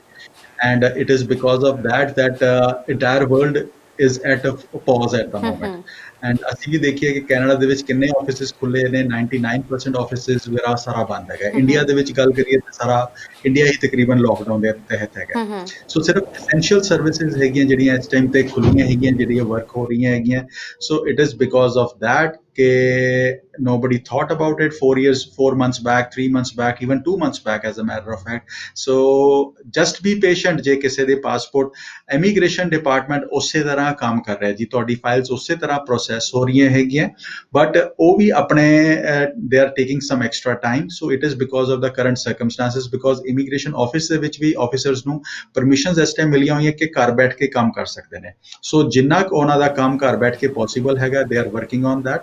ਐਂਡ ਅਦਰ ਦੈਨ ਦੈਟ ਜਿਹੜਾ ਕੰਮ ਫਿਜ਼ੀਕਲੀ ਪਾਸਪੋਰਟ ਭੇਜ ਕੇ ਹੋਏਗਾ ਉਹ ਥੋੜਾ ਜਿਹਾ temporarily it would take some extra time. ਜੀ ਸਰ, ਜਿਵੇਂ ਇਸ ਵਕਤ ਸਿਚੁਏਸ਼ਨ ਇਹ ਜੀ ਹੋ ਚੁੱਕੀ ਆ ਜਿਹੜੀ ਕਿਸੇ ਨੇ ਪਹਿਲਾਂ ਵੇਖੀ ਨਹੀਂ ਸੀ, ਤੇ ਉਸ ਤੋਂ ਬਾਅਦ ਇਮੀਗ੍ਰੇਸ਼ਨ ਦੇ ਕਾਫੀ ਜ਼ਿਆਦਾ ਕਈਆਂ ਦੇ ਪ੍ਰੋਸੈਸ ਜਿਹੜੇ ਸੀ ਉਹ ਲਾਈਨ ਦੇ ਵਿੱਚ ਲੱਗੇ ਹੋਏ ਸੀ, ਕਈਆਂ ਦੇ ਔਨ ਦਾ ਵੇ ਸੀ ਕਿ ਕਈ ਲਗਾਉਣ ਵਾਲੇ ਸਨ ਕਈ ਪ੍ਰੋਸੈਸ, ਤੇ ਅਜਿਹੇ ਵਿੱਚ ਬਹੁਤ ਸਾਰਿਆਂ ਨੂੰ ਸਮਝ ਨਹੀਂ ਆ ਰਿਹਾ ਕਿ ਕੀ ਕੀਤਾ ਜਾਵੇ। ਇਮੀਗ੍ਰੇਸ਼ਨ ਸੇਵਾਵਾਂ ਦੀ ਗੱਲ ਕਰੀਏ ਤਾਂ ਕੀ ਤੁਸੀਂ ਇਸ ਵਕਤ ਇਮੀਗ੍ਰੇਸ਼ਨ ਸੰਬੰਧੀ ਸੇਵਾਵਾਂ ਦੇ ਰਹੇ ਹੋ? ਤੁਹਾਡਾ ਆਫਿਸ ਜਿਹੜਾ ਹੈ ਉੱਥੇ ਤੁਸੀਂ ਕਾਲਸ ਅਟੈਂਡ ਕਰ ਰਹੇ ਹੋ, ਲੋਕਾਂ ਦੇ ਨਾਲ ਗੱਲਬਾਤ ਕਰ ਰਹੇ ਹੋ? ਕਿਉਂਕਿ ਬਹੁਤ ਸਾਰੇ ਦਰਸ਼ਕ ਸਾਨੂੰ ਕਾਲ ਕਰਕੇ ਪੁੱਛਦੇ ਆ ਕਿ ਜੇ ਅਸੀਂ ਗੱਲਬਾਤ ਕਰਨੀ ਹੋਵੇ ਤਾਂ ਕੀ ਡਾਇਰੈਕਟ ਅਸੀਂ ਉਹਨਾਂ ਨਾਲ ਫੋਨ ਤੇ ਗੱਲ ਕਰ ਸਕਦੇ ਹਾਂ? 100% ਤਰਨ ਜੀ, ਸਾਡਾ ਆਫਿਸ ਅਸੀਂ 12 ਤੋਂ 5 ਰਿਮੋਟਲੀ ਹਲੇ ਵੀ ਪੂਰਾ ਐਕਸੈਸਿਬਲ ਹੈਗਾ। ਜੇ ਤੁਸੀਂ ਈਮੇਲ ਕਰਨੀ ਹੈ, ਫੋਨ ਕਰਨਾ ਹੈ, ਵੀਡੀਓ ਕਾਨਫਰੰਸਿੰਗ ਕਰਨੀ ਹੈ, 12 ਤੋਂ 5 ਟੋਰਾਂਟੋ ਟਾਈਮ ਦੇ ਵਿੱਚ ਤੁਸੀਂ ਸਾਨੂੰ ਹਲੇ ਵੀ ਗੱਲ ਕਰ ਸਕਦੇ ਹੋ। And we will address all your calls. And ਅਸੀਂ ਆਪਣੇ ਐਗਜ਼ਿਸਟਿੰਗ ਕਲਾਇੰਟਸ ਐਂਡ ਆਪਣੇ ਨਵੇਂ ਕਲਾਇੰਟਸ ਨੂੰ ਉਸੇ ਤਰ੍ਹਾਂ ਹੈਲਪ ਵੀ ਕਰ ਰਹੇ ਹਾਂ, ਬਿਕੋਜ਼ ਦੇਰ R lot of people who are facing lot of issues at the moment, ਖਾਸ ਕਰ ਜਿਹੜੇ ਵਿਜ਼ਿਟ ਵੀਜ਼ਾਸ ਤੇ ਟੈਂਪਰੇਰੀ ਵੀਜ਼ਾਸ ਤੇ ਕੈਨੇਡਾ 'ਚ ਮੌਜੂਦ ਹੈਗੇ ਨੇ। they are facing lot of challenge because ਉਹਨਾਂ ਨੂੰ ਐਕਸਟੈਂਸ਼ਨ ਲੈਣੀ ਜ਼ਰੂਰੀ ਹੈ। ਜੀ ਬਿਲਕੁਲ ਜੀ। ਸਰ ਇੱਕ ਮਿੰਟ ਜ਼ਰਾ ਅਸੀਂ ਮਨੂ ਦੱਤਾ ਜੀ ਦੀ ਗੱਲ ਕੰਪਲੀਟ ਕਰ ਲਈਏ ਤੇ ਤੁਸੀਂ 2 ਸੈਕਿੰਡ ਲਈ ਹੋਲਡ ਕਰਿਓ। ਜੀ ਸਰ, ਖਾਸ ਤੌਰ ਤੇ ਅਸੀਂ ਗੱਲ ਕਰ ਰਹੇ ਸੀ ਕਿ ਜਿਹੜੇ ਟੂਰਿਸਟ ਵੀਜ਼ਾ ਤੇ ਪਹੁੰਚੇ ਹੋਏ ਨੇ ਉਹਨਾਂ ਨੂੰ ਐਕਸਟੈਂਸ਼ਨ ਵਗੈਰਾ ਦੀ ਵੀ ਜ਼ਰੂਰਤ ਹੈਗੀ ਹੈ। 100% ਤਰਨ ਜੀ। ਐਂਡ ਇਹਦੇ ਨਾਲ ਜਿਹੜੇ ਇੰਟਰਨੈਸ਼ਨਲ ਸਟੂਡੈਂਟਸ ਜਿਨ੍ਹਾਂ ਨੇ ਪੜ੍ਹਾਈ ਖਤਮ ਹੋ ਚੁੱਕੀ ਹੈ, ਜਿਹੜੇ ਪੋਸਟ ਗ੍ਰੈਡ ਵਰਕ ਪਰਮਿਟ ਤੇ ਜਾਣਾ ਚਾਹੁੰਦੇ ਸੀਗੇ, ਉਹ ਅੱਜ ਦੀ ਤਰੀਕ ਦੇ ਵਿੱਚ ਪੇਪਰ ਐਂਡ ਆਨਲਾਈਨ ਐਪਲੀਕੇਸ਼ਨਸ ਉਹਨਾਂ ਦੀ ਐਕਸੈਪਟ ਹੋ ਰਹੀਆਂ ਹੈਗੀਆਂ। ਬਟ ਅਗੇਨ ਮੈਂ ਸਾਰੇ ਬੱਚਿਆਂ ਨੂੰ ਕਹਿਣਾ, ਜੇ ਤੁਸੀਂ ਪ੍ਰੋਫੈਸ਼ਨਲੀ ਕਰ ਸਕਦੇ ਹੋ ਤੇ ਤਾਂ ਹੀ ਕਰਿਆ ਜੇ, ਅਦਰਵਾਈਜ਼ ਜਿਸ ਤਰ੍ਹਾਂ ਇੱਕ ਥੋੜੀ ਦੇਰ ਪਹਿਲੇ ਇੱਕ ਕਾਲਰ ਨੇ ਜਿਸ ਤਰ੍ਹਾਂ ਕਾਲ ਕਰਕੇ ਕਿਹਾ ਕਿ ਇੱਕ ਡਾਕੂਮੈਂਟ ਕਰਕੇ ਉਹਨਾਂ ਦੀ ਫਾਈਲ ਰਿਫਿਊਜ਼ ਹੋ ਗਈ। ਸੋ ਇਹੋ ਜਿਹੀ ਚੀਜ਼ਾਂ, because you are not professionals, ਕਹਿੰਦੇ ਜਿਸਕਾ ਕੰਮ ਉਸੀ ਕੋ ਸਾਜੇ। ਸੋ ਜਿਹੜਾ ਪ੍ਰੋਫੈਸ਼ਨਲ ਹੈਗਾ ਉਹ ਡੈਫੀਨਿਟਲੀ ਤੁਹਾਡੀ ਫਾਈਲ ਨੂੰ ਤੁਹਾਡੇ ਫੀਸ ਤਾਂ ਜ਼ਰੂਰ ਚਾਰਜ ਕਰੇਗਾ, ਬਟ ਉਹ ਅੱਜ ਦੀ ਤਰੀਕ ਦੇ ਵਿੱਚ ICC ਤੇ ਅਸੀਂ ਬੜੀ reasonable fees, because of current circumstances, because we understand ਕਿ ਕਾਫੀ ਬੱਚਿਆਂ ਦੇ ਕੋਲ ਜੌਬ ਨਹੀਂ ਹੈਗੀਆਂ ਤੇ we are charging very reasonable fees. So but professional ਜਦੋਂ ਹੈਲਪ ਲਓਗੇ ਤੇ ਉਹ ਡੈਫੀਨਿਟਲੀ ਹੈਲਪਫੁਲ ਰਹੇਗਾ। ਇੱਕ ਮੈਮ ਸਾਡੇ ਨਾਲ ਇਸ ਵਕਤ ਫੋਨ ਲਾਈਨ ਤੇ ਜੁੜ ਚੁੱਕੇ ਨੇ। ਸੌਰੀ ਮੈਮ, ਅਸੀਂ ਤੁਹਾਨੂੰ ਥੋੜੀ ਜਿਹੀ ਵੇਟ ਕਰਵਾਈ। ਹਾਂਜੀ, ਕੀ ਸਵਾਲ ਹੈ ਤੁਹਾਡਾ ਤੇ ਕਿੱਥੋਂ ਬੋਲ ਰਹੇ ਹੋ, ਪਹਿਲਾਂ ਤੁਸੀਂ ਦੱਸੋ। ਅਸੀਂ ਬਰੈਂਪਟਨ ਤੋਂ ਬੋਲਦੇ ਹਾਂ। ਹਾਂਜੀ ਦੱਸੋ ਮੈਮ, ਕੀ ਸਵਾਲ ਹੈ ਤੁਹਾਡਾ। ਅਸੀਂ ਸੁਪਰਵੀਜ਼ੀਆ ਤੇ ਰਹਿੰਦੇ ਆ ਤੇ ਸਾਡੇ ਸੁਪਰਵੀਜ਼ੀਆ ਦੀ ਹੈਗੀ ਵੈਲਿਡਿਟੀ ਜਿਹੜੀ ਆ ਉਹ ਪਾਸਪੋਰਟ ਦੀ ਹੋਗੀ ਦਸੰਬਰ 22 ਤੱਕ ਜੀ। ਤੇ ਮੈਂ ਤੇ ਇੱਥੇ ਰਹਿੰਦੀ ਆ ਤੇ ਮੇਰੇ ਹਸਬੰਡ ਜਿਹੜੇ ਉਹ ਇੰਡੀਆ ਉਹਨਾਂ 2 ਮਈ ਨੂੰ ਆ ਜਾਣਾ ਸੀ, ਉਹਨੂੰ ਆ ਨਹੀਂ ਸਕੇ ਤੁਹਾਨੂੰ ਪਤਾ। ਤੇ ਉਹ ਹੁਣ ਮੈਨੂੰ ਇਹ ਉਹ ਆ ਸਕਦੇ ਆ ਵੀ ਜਿੱਦਾਂ ਦਸੰਬਰ ਤੋਂ ਪਹਿਲਾਂ ਮੈਨੂੰ ਆ ਸਕਦੇ ਇੱਥੇ। ਜੀ ਬਿਲਕੁਲ, ਤੇ ਤੁਸੀਂ ਟੀਵੀ ਸਕਰੀਨ ਤੇ ਮੈਮ ਆਨਸਰ ਸੁਣ ਸਕਦੇ ਹੋ। ਸਰ ਤੁਸੀਂ ਇਹਨਾਂ ਤੋਂ ਕੁਝ ਹੋਰ ਤਾਂ ਨਹੀਂ ਪੁੱਛਣਾ ਚਾਹੁੰਦੇ। ਨਹੀਂ, ਇਹਨਾਂ ਨੇ ਕਿਹਾ ਕਿ ਸੁਪਰਵਾਈਜ਼ਰ ਦੇਗਾ। ਜੀ ਬਿਲਕੁਲ, ਫੋਨ ਆਇਆ ਜਿਵੇਂ ਤੁਸੀਂ 2 ਸਾਲ ਦਾ ਲਾ ਸਕਦੇ ਜੇ, ਵੀ ਜਿਸ ਤਰ੍ਹਾਂ ਸਾਡੀ ਏਜ ਵੀ 60 ਤੋਂ ਉੱਪਰ ਹੋ ਗਈ ਆ, ਸਾਡਾ ਇੰਡੀਆ ਦੇ ਵਿੱਚ ਬੱਚੇ ਇੱਥੇ ਹੀ ਗਏ ਸਾਰੇ। ਜੀ ਮੈਮ, ਤੁਸੀਂ ਉਹ ਜੇ ਆਉਣਗੇ ਤਾਂ ਫੇਰ ਹੀ ਲਾ ਸਕਦੇ ਜੀ ਤੁਸੀਂ ਟੀਵੀ ਸਕਰੀਨ ਤੇ ਆਨਸਰ ਸੁਣ ਸਕਦੇ ਹੋ। ਕਾਲ ਕੀਤੀ ਉਹਦੇ ਲਈ ਬਹੁਤ ਬਹੁਤ ਧੰਨਵਾਦ ਜੀ ਸਰ। ਜੇ ਤੇ ਇਹਨਾਂ ਨੇ ਐਂਟਰੀ ਵੇਲੇ ਆਪਣੀ ਇੰਸ਼ੋਰੈਂਸ ਦਿਖਾਈ ਸੀਗੀ ਤੇ ਇਹਨਾਂ ਨੂੰ 2 ਸਾਲ ਦੀ ਐਂਟਰੀ ਮਿਲੀ ਹੈ। So technically she can stay for 2 years, and ਜੇ ਉਹ ਐਕਸਟੈਂਸ਼ਨ ਵੀ ਚਾਹੁੰਦੇ ਆ ਤੇ extension is also possible in Canada, and ਇਹਨਾਂ ਦਾ ਸਟੇ ਐਕਸਟੈਂਡ ਵੀ ਹੋ ਸਕਦਾ ਹੈ। ਇਸੇ ਤਰ੍ਹਾਂ ਜਿਹੜੇ ਬਹੁਤ ਸਾਰੇ ਇਹੋ ਜਿਹੇ ਐਪਲੀਕੈਂਟਸ ਹੈਗੇ ਨੇ ਜਿਨ੍ਹਾਂ ਨੂੰ ਲੱਗਾ ਸੁਪਰ ਵੀਜ਼ਾ ਹੈਗਾ, ਬਟ ਜਦੋਂ ਪੋਰਟ ਆਫ ਐਂਟਰੀ ਤੇ ਐਂਟਰ ਕਰਦੇ ਨੇ ਤੇ ਉਹ ਆਪਣਾ ਪਾਸਪੋਰਟ ਆਪਣੀ ਇੰਸ਼ੋਰੈਂਸ ਪ੍ਰੋਵਾਈਡ ਕਰਨ ਤੋਂ ਚੁੱਕ ਜਾਂਦੇ ਨੇ, ਜਾਂ ਉਹ ਡਾਕੂਮੈਂਟ ਉਹਨਾਂ ਕੋਲ ਨਹੀਂ ਹੁੰਦਾ, ਜਾਂ ਉਹ ਆਫੀਸਰ ਨੇ ਮੰਗੀ ਨਹੀਂ, ਤੇ ਉਹਨਾਂ ਨੂੰ ਐਂਟਰੀ 6 ਮਹੀਨਿਆਂ ਦੀ ਵੀ ਮਿਲ ਸਕਦੀ ਹੈਗੀ ਹੈ। ਸੋ ਇਹ ਤੁਹਾਡੇ ਇੰਡੀਵਿਜੂਅਲ ਸਰਕਮਸਟੈਂਸਸ ਦੇ ਉੱਤੇ ਮੈਟਰ ਕਰੇਗਾ, ਐਂਡ ਜੇ ਤੁਹਾਡੇ ਕੋਲ ਕਨਫਿਊਜ਼ਨ ਹੈਗਾ ਤੇ you can definitely check with citizenship and immigration Canada. ਜੇ ਨਹੀਂ ਹੋਇਆ ਤੇ ਤੁਸੀਂ ਸਾਨੂੰ ਕੰਸਲਟ ਵੀ ਕਰ ਸਕਦੇ ਹੋ ਇਸ ਟੌਪਿਕ ਤੇ। ਬਿਲਕੁਲ, ਤੇ ਸਰ ਡੁਓਲਿੰਗੋ ਟੈਸਟ ਦੇ ਬਾਰੇ ਗੱਲਬਾਤ ਕਰ ਰਹੇ ਸੀ, ਕਿਉਂਕਿ ਕੁਝ ਦਰਸ਼ਕ ਨੇ ਸਾਨੂੰ ਕੱਲ ਵੀ ਕਮੈਂਟ ਕੀਤਾ ਸੀ ਪ੍ਰੋਗਰਾਮ ਦੌਰਾਨ ਕਿ ਉਹ ਇਸ ਟਾਈਮ ਜਿਵੇਂ ਉਹਨਾਂ ਦਾ ਵਰਕ ਪਰਮਿਟ ਹੈ, ਉਹ ਵਰਕ ਪਰਮਿਟ ਤੇ ਨੇ ਪੋਸਟ ਗ੍ਰੈਡ, ਤੇ ਇਸ ਵਕਤ ਆਇਲਸ ਦਾ ਐਗਜ਼ਾਮ ਬੰਦ ਹੋਣ ਕਰਕੇ ਕੀ ਇੱਥੇ ਡੁਓਲਿੰਗੋ ਟੈਸਟ ਦੀ ਉਸ PR ਪ੍ਰੋਸੈਸ ਲਈ ਮਾਨਤਾ ਹੈਗੀ ਹੈ ਜਾਂ ਨਹੀਂ, ਜੇ ਉਹ ਇਹ ਟੈਸਟ ਇੱਥੇ ਦਿੰਦੇ ਨੇ ਤਾਂ। PR ਟੈਸਟ ਵਾਸਤੇ ਡੂਓਲਿੰਗੋ ਦੀ ਕੋਈ ਮਾਨਤਾ ਨਹੀਂ ਹੈਗੀ ਜੀ।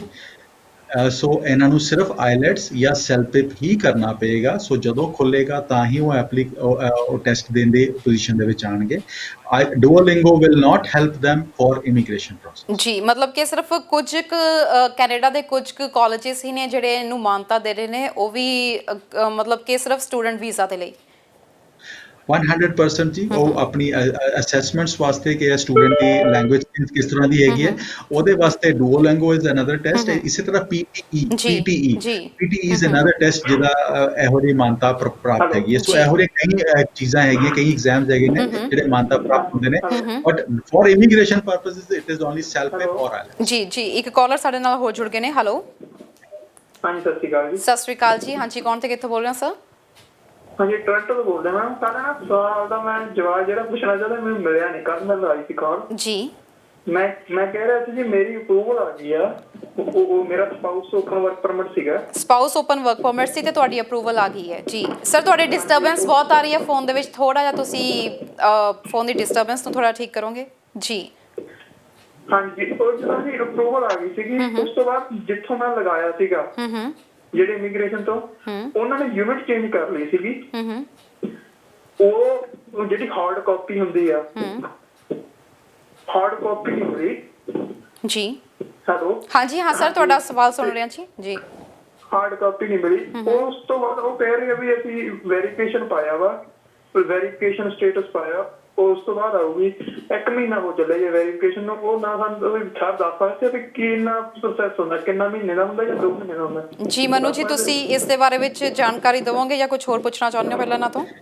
ਜੀ ਮੈਂ ਇੱਕੋ ਚੀਜ਼ ਕਹਾਂਗਾ, ਕਿਸੇ ਅੱਛੇ ਕੰਸਲਟੈਂਟ ਦੀ ਰਾਏ ਜਾਂ ਕਿਸੇ ਅੱਛੇ ਲਾਇਰ ਦੀ ਰਾਏ ਲਿਆ ਕਰੋ। ਬਿਲਕੁਲ ਸਰ, ਆਪਾਂ ਟੀਵੀ ਸਕਰੀਨ ਤੇ ਇਹਨਾਂ ਨੂੰ ਆਨਸਰ ਜ਼ਰੂਰ ਦਿੰਦੇ ਹਾਂ। ਸਰ ਤੁਸੀਂ ਟੀਵੀ ਸਕਰੀਨ ਤੇ ਆਨਸਰ ਸੁਣ ਸਕਦੇ ਹੋ ਜੀ। ਉਹਦਾ ਰੀਜ਼ਨ ਹੈਗਾ ਕਿ ਜੇ ਕੋਈ ਆਫਿਸ ਮੂਵ ਵੀ ਕਰ ਗਿਆ ਤੇ ਉਹ ਡਾਕੂਮੈਂਟੇਸ਼ਨਸ ਚਿੱਠੀਆਂ ਤੇ ਉਸੇ ਤਰ੍ਹਾਂ ਆ ਸਕਦੀਆਂ ਹੈਗੀਆਂ ਉਹਨਾਂ ਦੇ ਕੋਲ। ਸੋ ਇਹ ਪ੍ਰੋਬੇਬਲੀ ਆਈ ਡੋਂਟ ਨੋ ਕਿ ਕਿਸ ਤਰ੍ਹਾਂ ਦਾ ਕੰਸਲਟੈਂਟ ਸੀਗਾ ਜਾਂ ਕਿਸ ਤਰ੍ਹਾਂ ਦਾ ਏਜੰਟ ਸੀਗਾ ਜਿਹੜਾ ਮੂਵ ਔਨ ਕਰਕੇ ਉਹਨਾਂ ਦੀ ਚਿੱਠੀਆਂ ਆਉਣੀਆਂ ਹੀ ਬੰਦ ਹੋ ਗਈਆਂ।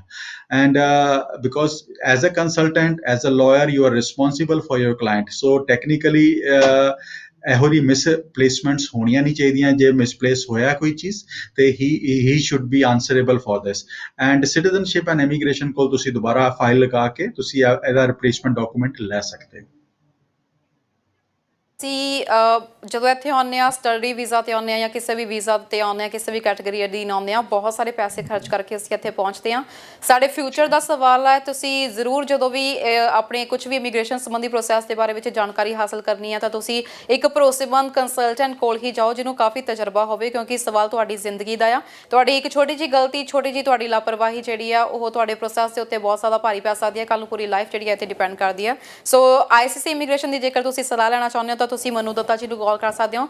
ਰੈੱਡ ਸਲਿੱਪ ਦੇ ਵਿੱਚ ਇਹਨਾਂ ਦਾ ਜੀ ਨਾਮ ਤੇ ਫੋਨ ਨੰਬਰ ਲਿਖਿਆ ਹੋਇਆ। ਬਹੁਤ ਸਾਰੇ ਦਰਸ਼ਕ ਸਾਨੂੰ ਪ੍ਰੋਗਰਾਮ ਖਤਮ ਹੋਣ ਤੋਂ ਬਾਅਦ ਕਾਲ ਕਰਦੇ ਨੇ ਸਟੂਡੀਓ ਦੇ ਵਿੱਚ ਤੇ ਸਾਨੂੰ ਬਾਰ-ਬਾਰ ਇਸ ਦੇ ਬਾਰੇ ਵਿੱਚ ਪੁੱਛਦੇ ਨੇ। ਅਸੀਂ ਦੱਸ ਦਈਏ ਕਿ ਇਸ ਵਕਤ ਸਿਰਫ ਲਾਈਵ ਪ੍ਰੋਗਰਾਮ ਦੇ ਵੇਲੇ ਅਸੀਂ ਤੁਹਾਡੀਆਂ ਕਾਲਸ ਅਟੈਂਡ ਕਰਦੇ ਹਾਂ। ਉਸ ਤੋਂ ਬਾਅਦ ਤੁਸੀਂ ਮਨੂ ਦੱਤਾ ਜੀ ਨੂੰ ਕਾਲ ਕਰ ਸਕਦੇ ਹੋ। ਉਹਨਾਂ ਦੇ ਨੰਬਰਸ ਜਿਹੜੇ ਆ ਉਹ ਰੈੱਡ ਸਲਿੱਪ ਦੇ ਵਿੱਚ ਲਿਖੇ ਹੋਏ ਨੇ। ਸੋ ਇਹਨਾਂ ਨੰਬਰਸ ਨੂੰ ਤੁਸੀਂ ਨੋਟ ਕਰ ਲਵੋ। ਜਦੋਂ ਵੀ ਕਾਲ ਕਰਨੀ ਆ ਆਫਟਰ ਦਾ ਪ੍ਰੋਗਰਾਮ ਤੁਸੀਂ ਇਹਨਾਂ ਨੂੰ ਕਾਲ ਕਰ ਸਕਦੇ ਹੋ। ਸਰ ਕਿਸ ਟਾਈਮ ਤੱਕ ਤੁਸੀਂ ਅਵੇਲੇਬਲ ਹੁੰਦੇ ਹੋ ਤੇ ਕਦੋਂ ਕਾਲਸ ਅਟੈਂਡ ਕਰ ਸਕਦੇ ਹੋ, ਇਹ ਵੀ ਜ਼ਰੂਰ ਦੱਸ ਦਿਓ। ਤੇ ਇੱਕ ਵਾਰੀ ਆਪਣੇ ਮੂੰਹੋਂ ਬੋਲ ਕੇ ਫੋਨ ਨੰਬਰ ਐਂਡ ਐਡਰੈਸ ਵੀ ਜ਼ਰੂਰ ਦੱਸ ਦਿਓ। ਤਰਨ ਜੀ ਬਿਲਕੁਲ, ਅਸੀਂ ICC ਇਮੀਗ੍ਰੇਸ਼ਨ ਤੇ ਸਾਨੂੰ 13 ਸਾਲ ਤੋਂ ਜ਼ਿਆਦਾ ਅਰਸਾ ਹੋ ਗਿਆ ਇਮੀਗ੍ਰੇਸ਼ਨ ਸਰਵਿਸਿਜ਼ ਪ੍ਰੋਵਾਈਡ ਕਰਦਿਆਂ ਹੋਇਆਂ। ਮੈਂ ਮਨੂ ਦੱਤਾ ਤੋਂ ਇਲਾਵਾ RD Sahib Ripudaman Singh Dhillon and ਸਾਡੇ ਆਫਿਸ ਦੇ ਵਿੱਚ RD ਤੇ MD ਤੋਂ ਇਲਾਵਾ 3 ਹੋਰ ਇਮੀਗ੍ਰੇਸ਼ਨ ਕੰਸਲਟੈਂਟਸ ਹੈਗੇ ਨੇ। ਐਂਡ ਜਿੰਨਾ ਵੀ ਪ੍ਰੋਸੈਸਿੰਗ ਸਟਾਫ ਹੈਗਾ they are all thorough professionals and you get thorough advice from ICC immigration. ਜਿਹੜੀ ਚੀਜ਼ ਪੋਸੀਬਲ ਹੁੰਦੀ ਅਸੀਂ ਦੱਸਦੇ ਹਾਂ, ਜਿਹੜੀ ਚੀਜ਼ ਨਹੀਂ ਪੋਸੀਬਲ ਹੁੰਦੀ ਅਸੀਂ ਉਹ ਵੀ ਕਹਿੰਦੇ ਹਾਂ ਕਿ don't waste your time and efforts on that. Time ਦੀ ਗੱਲ ਹੋ ਗਈ, ਕਰੰਟ ਸਰਕਮਸਟੈਂਸਿਸ ਦੇ ਵਿੱਚ ਅਸੀਂ ਆਪਣੇ ਕਲਾਇੰਟਸ ਨੂੰ ਲੁੱਕ ਆਫਟਰ ਕਰ ਰਹੇ ਹਾਂ ਬਿਟਵੀਨ 12 ਐਂਡ 5। 12 to 5 ਦੇ ਵਿੱਚ ਅਸੀਂ ਲੁੱਕ ਆਫਟਰ ਕਰ ਰਹੇ ਹਾਂ। ਸੋ ਤੁਸੀਂ 5 ਘੰਟਿਆਂ ਦੇ ਵਿੱਚ ਸਾਨੂੰ ਈਮੇਲ ਦੇ ਰਾਹੀਂ, ਫੋਨ ਦੇ ਰਾਹੀਂ ਜਾਂ ਫਿਰ ਵੀਡੀਓ ਕਾਨਫਰੰਸ ਦੇ ਰਾਹੀਂ ਸਾਡੇ ਨਾਲ ਕੋਈ ਵੀ ਚੀਜ਼ਾਂ ਡਿਸਕਸ ਕਰ ਸਕਦੇ ਹੋ। ਆਪਣਾ ਐਗਜ਼ਿਸਟਿੰਗ ਕੇਸ ਹੈਗਾ ਉਹ ਵੀ, ਕੋਈ ਨਵਾਂ ਕੇਸ ਹੈਗਾ ਉਹਨੂੰ ਵੀ ਡਿਸਕਸ ਕਰ ਸਕਦੇ ਹੋ।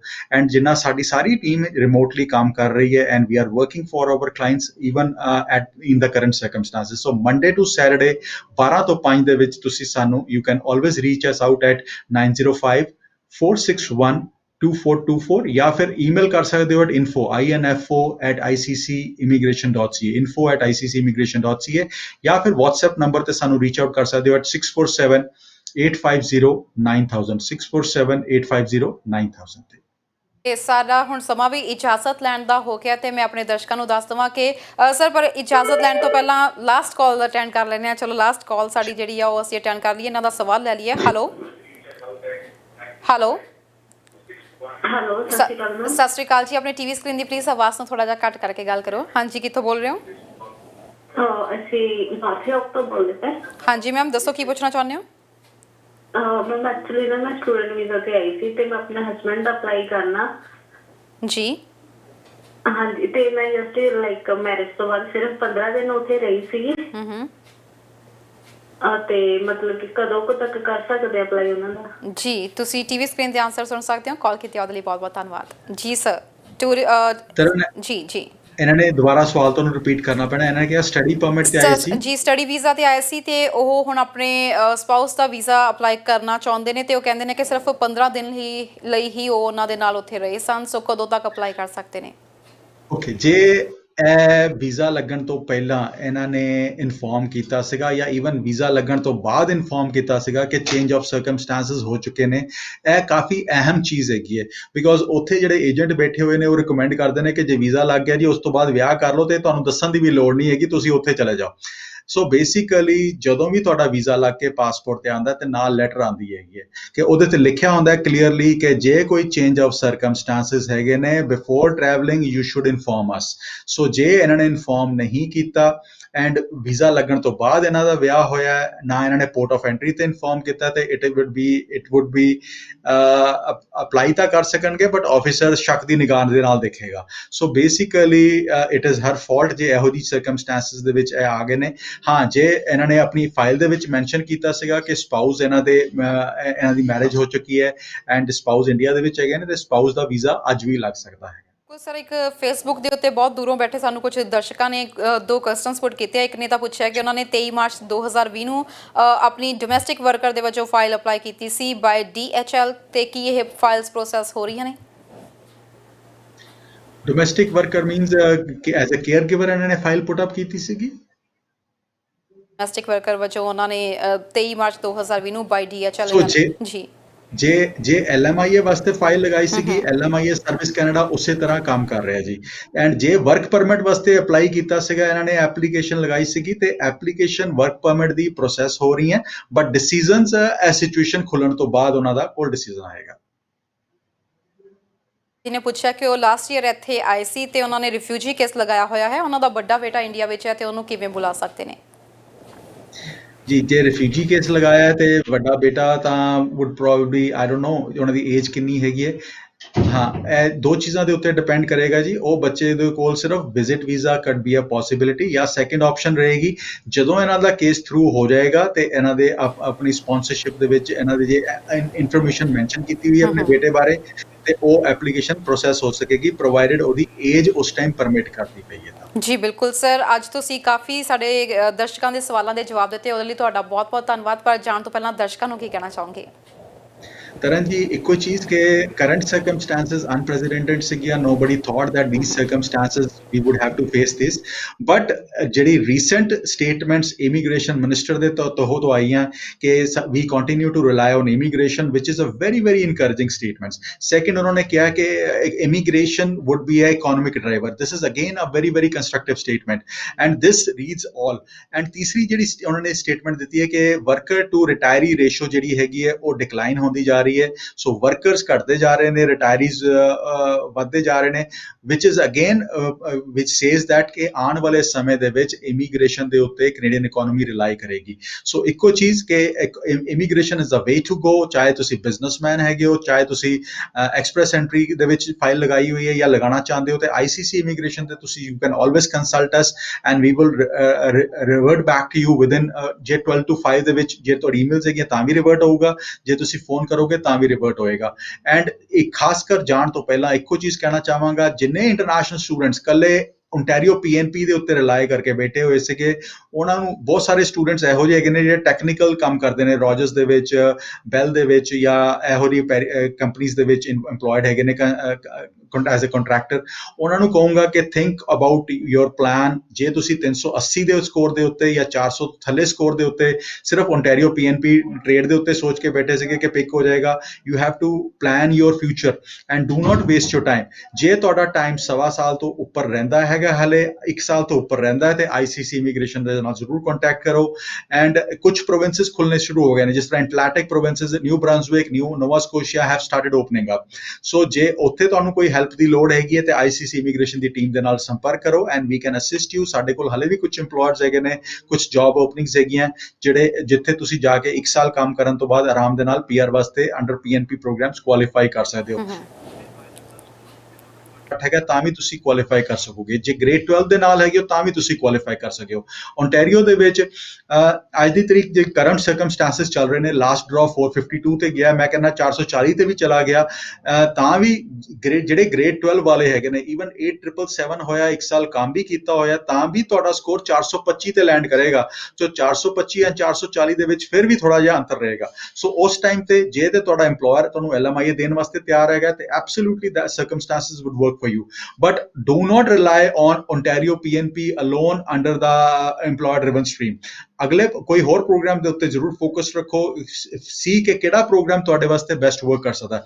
And professional advice, professional services and transparent information ਵਾਸਤੇ you can always reach us out at info@iccimigration.ca, ਜਾਂ ਫਿਰ ਤੁਸੀਂ ਸਾਨੂੰ ਕਾਲ ਕਰ ਸਕਦੇ ਹੋ at 905-461-2424, ਜਾਂ ਫਿਰ WhatsApp ਤੇ 6478509000.